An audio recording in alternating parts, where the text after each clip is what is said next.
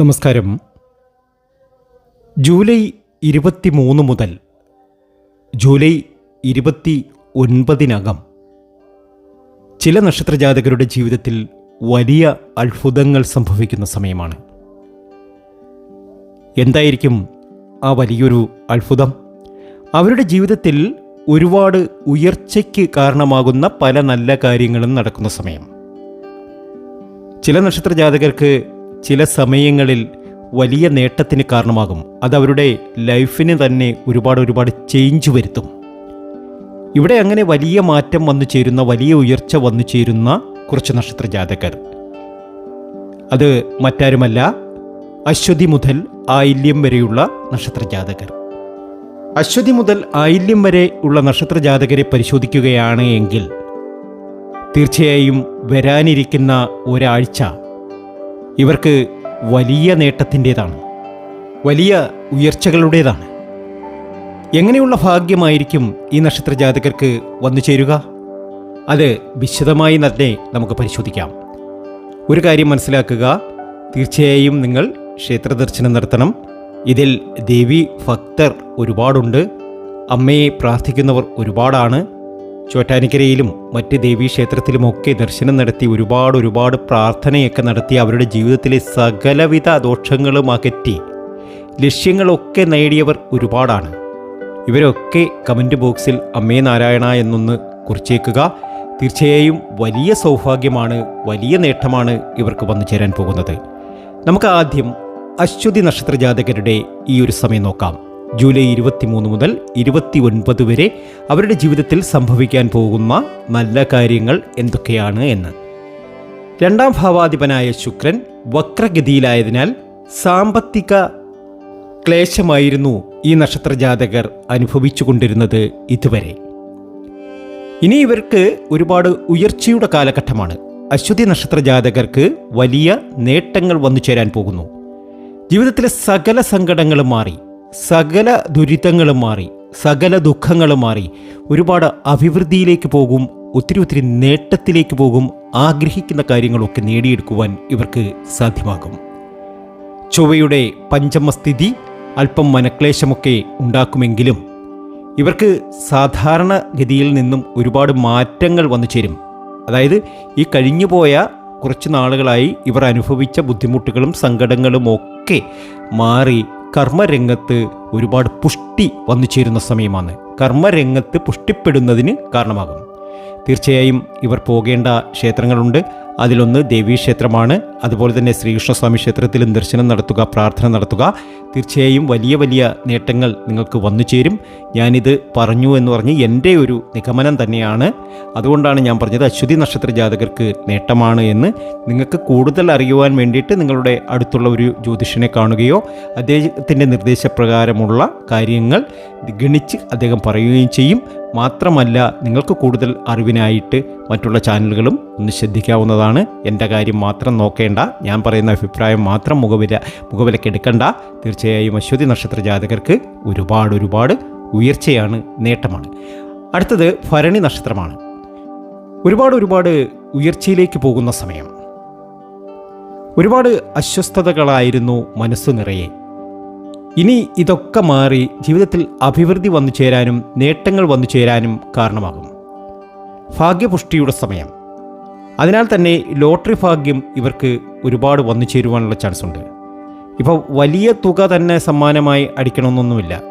ഒരു ചെറിയ തുകയെങ്കിലും സമ്മാനമായി അടിക്കും. അത് അവരുടെ ഇഷ്ട നമ്പറിനനുസരിച്ചായിരിക്കും. അവർക്കൊരു മനസ്സിലൊരു കണക്കുകൂട്ടലുണ്ട്. ആ കണക്കുകൂട്ടൽ ഒരിക്കലും പിഴയ്ക്കില്ല. ഒരുപാട് ഭാഗ്യം വന്നു ചേരേണ്ട സമയമാണ്. ആദർശത്തിൽ വെള്ളം ചേർക്കാൻ തയ്യാറാകുന്നവരല്ല ഇവർ. അതുകൊണ്ട് ഒരുപാട് സമൃദ്ധിയാണ് ഫലം. ഈ പ്രണയിക്കുന്നവർക്കൊക്കെ അനുകൂലമായൊരു സമയമാണ്. ജീവിതശൈലി രോഗങ്ങൾ നിങ്ങളെ വിഷമിപ്പിച്ചേക്കാം, അതൊക്കെ മാറും. എല്ലാ രീതിയിലും നേട്ടങ്ങളൊക്കെ വന്നു ചേരും. അടുത്തത് കാർത്തികയാണ്. ഭാഗ്യത്തിൻ്റെ നാളുകളാണ്. ലോട്ടറി ഭാഗ്യം വന്നു ചേരും. ദേവീക്ഷേത്രത്തിൽ ദർശനം നടത്തണം. അവിടെ അവരാൽ കഴിയുന്ന വഴിപാടുകളൊക്കെ നടത്തുക. എല്ലാ രീതിയിലും ഒരുപാട് നേട്ടത്തിനും അതുപോലെ സന്തോഷിക്കാൻ വക നൽകുന്ന ഒരുപാട് കാര്യങ്ങൾ ഇവരുടെ ജീവിതത്തിൽ വന്നു ചേരുകയും ചെയ്യും. കുടുംബജീവിതത്തിൽ സമാധാനം വന്നു ഭവിക്കുന്നതാണ്. ഒത്തിരി നേട്ടമാണ്, ഒത്തിരി ഭാഗ്യമാണ് സുബ്രഹ്മണ്യ സ്വാമി ക്ഷേത്രത്തിലൊക്കെ ദർശനം നടത്തുന്നതും പ്രാർത്ഥനയൊക്കെ നടത്തുന്നതും. ഇവരുടെ മനപ്രയാസങ്ങളൊക്കെയും മാറാൻ കാരണമാകും. അടുത്തത് രോഹിണിയാണ്. ഒരുപാട് ഉയർച്ച വന്നു ചേരേണ്ട സമയമാണ്. എല്ലാ രീതിയിലും നിങ്ങളുടെ മനപ്രയാസങ്ങളും സങ്കടങ്ങളും ബുദ്ധിമുട്ടുകളും ഒക്കെ മാറി നിങ്ങൾക്ക് ഒരുപാട് നേട്ടങ്ങൾ വന്നു ചേരും. ഒത്തിരി സൗഭാഗ്യമാണ്, ഒത്തിരി നേട്ടമാണ്. തൊഴിൽ തടസ്സം നീങ്ങും, വ്യാപാരത്തിലെ ബുദ്ധിമുട്ടുകളൊക്കെ മാറിക്കിട്ടും. എല്ലാ രീതിയിലും ഉയർച്ച വന്നു ചേരും. ഏകാഗ്രതയോടുകൂടി പഠനത്തിലൊക്കെ മുഴുകുക. ഭാഗ്യമാണ്, നേട്ടമാണ്. ഒരുപാട് ജീവിത വിജയങ്ങൾ നിങ്ങളെ തേടി വരേണ്ടവർ തന്നെയാണ്. ശ്രീകൃഷ്ണസ്വാമി ക്ഷേത്രത്തിൽ ദർശനം നടത്തണം. അവിടെ കണ്ണന് കദളിപ്പഴം അർപ്പിച്ച് പ്രാർത്ഥനയൊക്കെ നടത്തുക. അടുത്ത നക്ഷത്രം മകയിരമാണ്. വിജയിക്കാൻ പല വഴികളും തേടിയിട്ടുള്ളവരാണ് ഇവർക്ക് ഒരുപാട് കഷ്ടതകളും ബുദ്ധിമുട്ടുകളും സങ്കടങ്ങളും ഒക്കെയായിരുന്നു. ഇനി ഇവർക്ക് ഒരുപാട് ഭാഗ്യങ്ങൾ വന്നു ചേരും. ജീവിതത്തിലെ എല്ലാ ബുദ്ധിമുട്ടുകളും മാറി, എല്ലാ സങ്കടങ്ങളും മാറി ഒരുപാട് വരുമാനമൊക്കെ വർദ്ധിക്കുന്ന സമയമാണ്. ഇടവക്കൂറുകാർക്ക് പ്രത്യേകിച്ച് ഒത്തിരി നേട്ടമാണ് വന്നു ചേരാൻ പോകുന്നത്. ഒത്തിരി സൗഭാഗ്യങ്ങൾ ഇവരെ തേടി വരും. ഇവർ ആഗ്രഹിക്കുന്ന കാര്യങ്ങളൊക്കെ നേടിയെടുക്കുവാൻ ഇവർക്ക് കഴിയും. തിരുവാതിര നക്ഷത്ര ജാതകരിലേക്ക് കടക്കുന്നതിന് മുമ്പ് എന്നത്തെയും പോലെ ഇന്നും നിങ്ങളിൽ നിന്നും ആ വിലപ്പെട്ട ലൈക്ക് പ്രതീക്ഷിക്കുന്നു. എൻ്റെ ഉപാസനാമൂർത്തിയായ മുത്തുമാരിയമ്മയ്ക്ക് ശർക്കര പായസം നേദിച്ച് പൂജകൾ അർപ്പിക്കുന്ന എല്ലാ വൈകുന്നേരങ്ങളിലും നിങ്ങൾക്ക് വേണ്ടി പ്രാർത്ഥിക്കും. നിങ്ങൾക്ക് വേണ്ടി പ്രാർത്ഥിച്ച് നിങ്ങൾക്കുള്ള ആഗ്രഹങ്ങളൊക്കെ സാധിക്കുവാൻ വേണ്ടിയിട്ട് പൂജകൾ ചെയ്യുന്നതാണ്. നിങ്ങളുടെ പേരും ജന്മനക്ഷത്രവും നിങ്ങൾ കമൻറ്റ് ബോക്സിൽ കുറിക്കുന്ന പേരും ജന്മനക്ഷത്രവും ഞാൻ പ്രത്യേകം എഴുതിയെടുത്ത് പ്രാർത്ഥനയിൽ നിങ്ങളെയും ഉൾപ്പെടുത്തും. അതുകൊണ്ട് നിങ്ങളും നിങ്ങളുടെ പേരും ജന്മനക്ഷത്രവും കമൻറ്റ് ബോക്സിൽ രേഖപ്പെടുത്തുക. എല്ലാ രീതിയിലും സമൃദ്ധിയാണ് തിരുവാതിര നക്ഷത്ര ജാതകർക്ക്. ഞാൻ ഈ പറയുന്ന നക്ഷത്ര ജാതകർക്കൊക്കെ നേട്ടങ്ങൾ വന്നു ചേരുന്ന സമയമാണ്. ഒരു വിധത്തിലല്ലെങ്കിൽ മറ്റൊരു വിധത്തിൽ അവരുടെ ജീവിതത്തിൽ മാറ്റങ്ങൾ സംഭവിക്കുന്ന സമയമാണ്. ഏതായാലും തിരുവാതിര നക്ഷത്ര ജാതകർക്ക് വലിയ നേട്ടമാണ്. ധനം ധാരാളം വന്നു ചേരുന്ന സമയമാണ്. ശിവക്ഷേത്രത്തിൽ ദർശനം നടത്തുക. വീടിനടുത്തുള്ള ശിവക്ഷേത്രത്തിൽ ദർശനം നടത്തി പ്രാർത്ഥനയൊക്കെ നടത്തുന്നത് ഇവർക്ക് സൗഭാഗ്യങ്ങൾ വന്നു നിറയുവാൻ കാരണമാകും. അതുപോലെ തന്നെ വീട്, വാഹനം ഇവയൊക്കെ വാങ്ങുവാനുള്ള യോഗമൊക്കെ വന്നു ചേരും. വസ്തുവൊന്നുമില്ലാത്തവർക്ക് വസ്തുവൊക്കെ വാങ്ങാൻ ശ്രമിക്കുകയാണെങ്കിൽ ഈ ഒരു സമയത്ത് ആ ശ്രമമൊക്കെ വിജയത്തിൽ കൊണ്ടെത്തും. തീർച്ചയായും വലിയ നേട്ടത്തിലേക്ക് ഇവർ പോകും. അടുത്ത നക്ഷത്രം പുണർതമാണ്. സുഹൃത്തുക്കളുടെ പിന്തുണയൊക്കെ ലഭിക്കുന്ന സമയമാണ്. ധനപരമായി ഒരുപാട് നേട്ടങ്ങൾ വന്നു ചേരുന്ന സമയമാണ്. കാലാവധി തീരുന്ന പണയപ്പണ്ടങ്ങളൊക്കെ തിരിച്ചെടുക്കുവാൻ നിങ്ങൾക്ക് സാധിക്കും. എല്ലാ രീതിയിലും ഉയർച്ചയാണ്. ചിട്ടിയൊക്കെ ഉള്ളവർക്ക് ചിട്ടിയൊക്കെ അടിക്കുവാനുള്ള സാധ്യത കാണുന്നുണ്ട്. എല്ലാ രീതിയിലും നിങ്ങൾക്ക് സാമ്പത്തികമായി ഒരുപാട് ഉയർച്ച വന്നു ചേരുന്ന സമയമാണ്. ദോഷ സമയങ്ങളൊക്കെ കഴിഞ്ഞു. ശിവപാർവതി ക്ഷേത്രത്തിൽ ദർശനം നടത്തി അവിടെ വഴിപാടുകളൊക്കെ അർപ്പിക്കുക. അടുത്ത നക്ഷത്രം പൂയമാണ്. സൂര്യൻ ജന്മരാശിയിൽ തുടരുകയാണ്. അതുകൊണ്ട് തന്നെ ദേഹ സൗഖ്യമൊക്കെ കുറയുന്ന സമയമാണ്. ദേഷ്യപ്പെടലൊക്കെ അല്പം കുറയ്ക്കുക. എല്ലാ രീതിയിലും ഉയർച്ച വന്നു ചേരും. സാമ്പത്തിക സ്ഥിതിയൊക്കെ മോശമാകില്ല, ഉയർച്ചയിലേക്ക് പോകും. എല്ലാ രീതിയിലും ഒരുപാട് നേട്ടങ്ങളൊക്കെയാണ് വന്നു ചേരാൻ പോകുന്നത്. കുടുംബത്തിൽ ഐക്യത നിലനിൽക്കും.